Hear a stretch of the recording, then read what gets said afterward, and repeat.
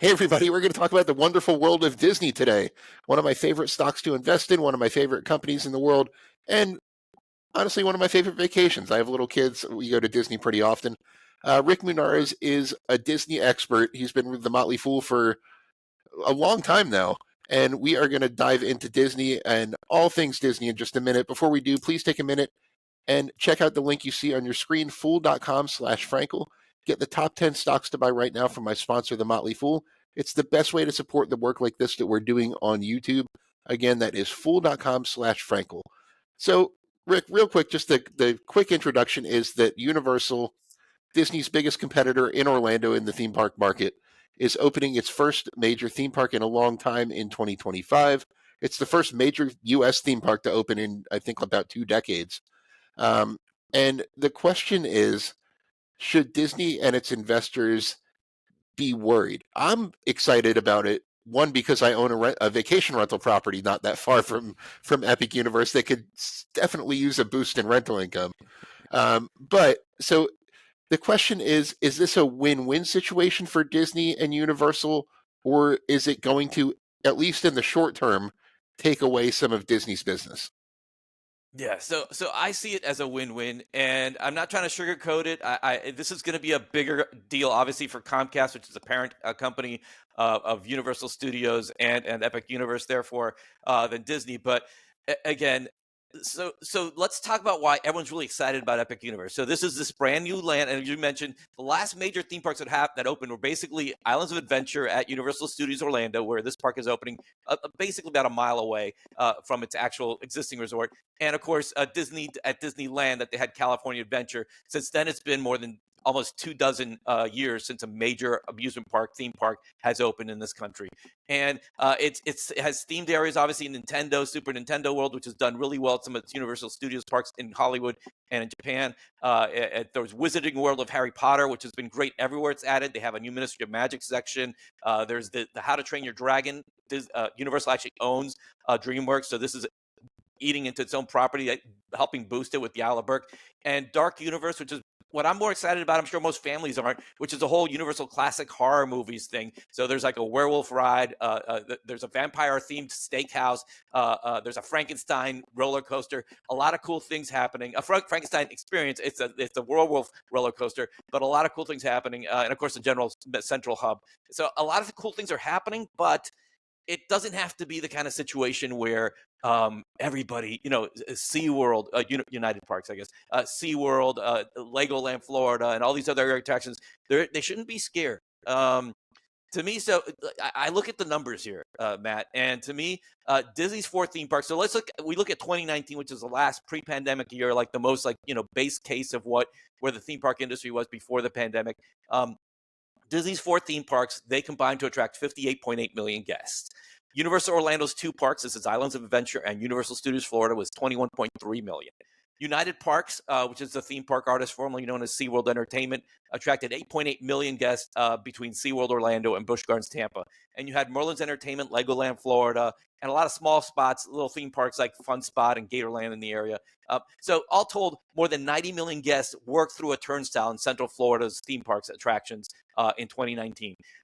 You can't funnel all those people into Epic Universe. The only theme park in the world, the only ones that have topped 15 million in annual attendance are the flagship Disney parks at Disneyland in California, Disneyland, Magic Kingdom, rather, in Disney World, and Tokyo Disney in Japan. Outside of that, you're stuck with maybe 10, maybe 15 million if you're lucky, but it's usually like around 10 million or so for the Universal and Disney parks that aren't in that vein. And to me, I think that's where the opportunity is, because you have a case where you can't put a lot of people into a place as exciting as Epic Universe is going to be, and I can't wait to get there. I know I'm going to have to pay a king's ransom to get in there. I will do it, and I'll probably be there more than once they let me in again after I finish paying off my first king's ransom. I'm very excited about what's happening there, but that doesn't mean that it's going to be something that's going to destroy everything. So I look at it more in the sense that Disney World, Magic Kingdom specifically, and Disneyland, they're able to attract almost 20 million guests a year. 21 million is the record. 2018, Magic Kingdom and Disney World had 21 million guests. That's the Guinness Book of World Records for the most annual attendance in a park, because they have Disneyland has almost 50 rides. Magic Kingdom has more than 40 attractions, you're going to get a dozen really great, highly themed, intricate, high capacity attractions, but you're not going to get more than 10, 12 million people into Universal Orlando, in Universal Orlando's park, Epic Universe. So where are they going to go? And that's the thing. Are more people going to visit Orlando next year? Of course. They're all going to want to check out Epic Universe.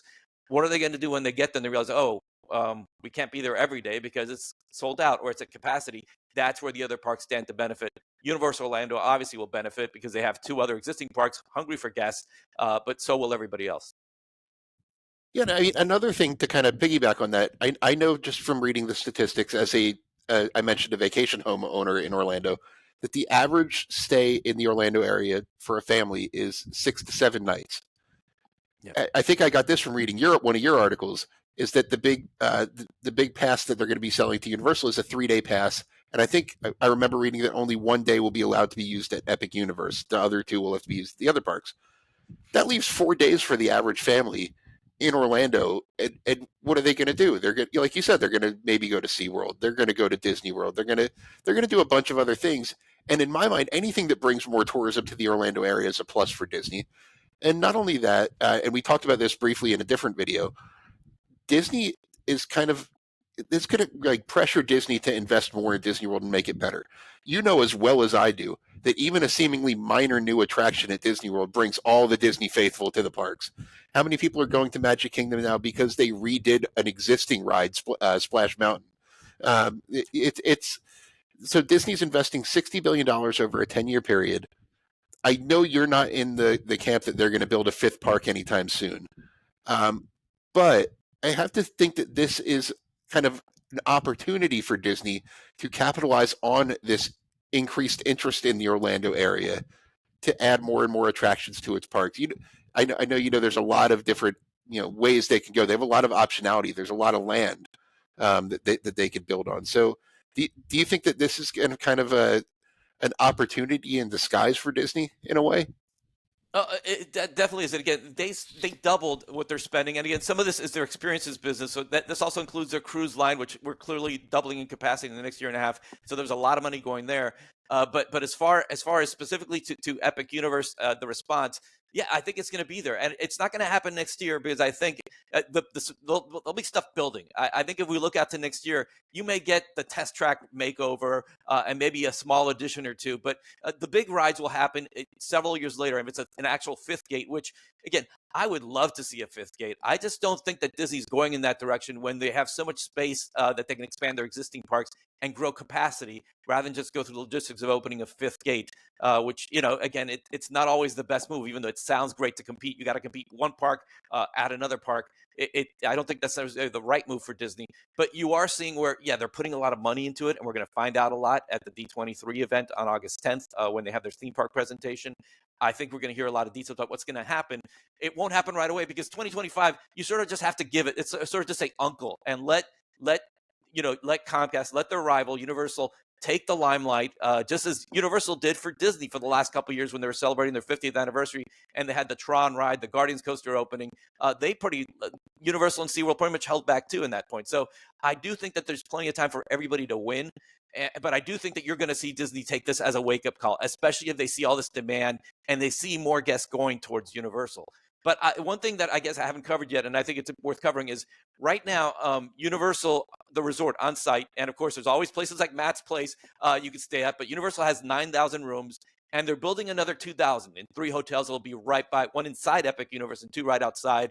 But that doesn't compete to Disney, which has Disney World has 36,000 available rooms across more than 24 resorts. They have more than 40 square acres of land. A lot of it's like basically protected wetlands, but they do have a lot of space to expand and keep building hotels and attractions and stuff. So they do have the space. It's not like Universal or SeaWorld. In Universal's case, you're going to have to basically take a bus through a little piece of Orlando that's not part Universal owned to get to from one resort to Epic Universe, the main resort. So it is the kind of thing where Disney has that advantage of space and time and money, which it can throw into this very profitable theme park business. I want to thank the Motley Fool for sponsoring this video. The Motley Fool is a company that provides investing insight and stock recommendations for investors of all skill sets and risk levels.